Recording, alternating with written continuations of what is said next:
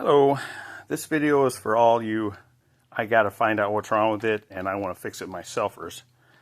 I've got a Whirlpool washer machine and it's about 24 years old. Recently it started making noise on the spin cycle, kind of a knocking noise. Listening to it, from the machine, you could not tell where it was coming from, but it was at a different speed. The knocking noise was at a different speed than the tub was spinning. Anyhow, it quit spinning. The machine would wash. The auger was working. The pump worked. It drained the water. It just would not spin. So, I found a couple videos on how to take it apart, and I've actually replaced the coupler on this, about 10 years ago.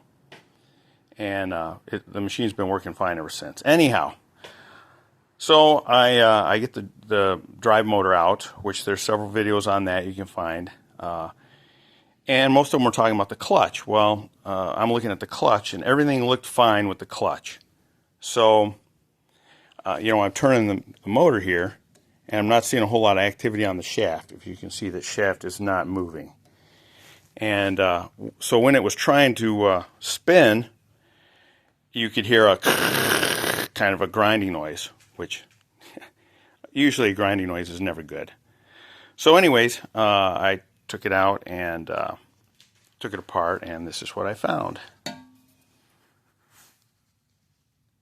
So we have a nylon gear here, and as anybody can see, it's missing teeth. So more than likely, I am going to be getting a new washing machine. I believe the part is like $200.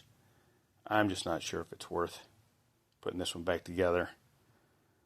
I don't know. Anyways, so for all you do-it-yourselfers out there, if you have a Whirlpool washing machine that everything seems to work except the spin cycle, listen for noise. If you hear grinding noise, take it apart. If you find something wrong with the clutch, there's several videos on diagnosing and looking at the clutch, and you don't see that, and you turn the motor and nothing happens, then you've probably got a bad transmission. All right, y'all have a good day now.